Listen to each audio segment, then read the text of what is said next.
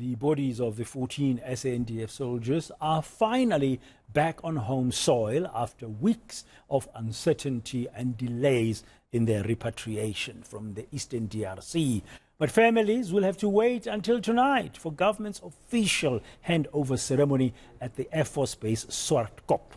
The service was scheduled to take place this morning after the bodies arrived back home last night. Our senior reporter Aviwe Mtila is following this story and joins us now live from outside the Swartkop Air Force Base in Centurion. Good morning, Aviwe. What delays caused the bodies to take weeks to arrive back home?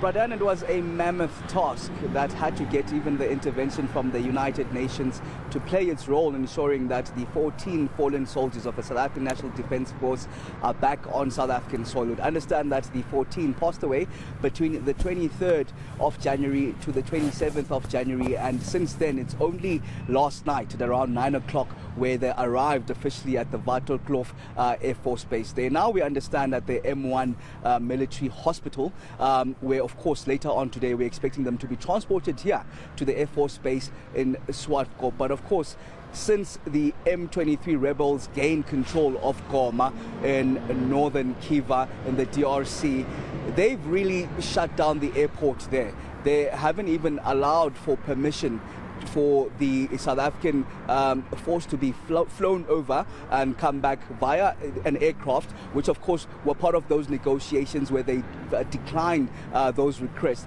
So eventually they had to be then transported through the help of the United Nations and those negotiations by the United Nations via Rwanda in a United Nations truck via Uganda, eventually arriving in South Africa and of course at the Swartkop Air Force Base at around 9 p.m. yesterday.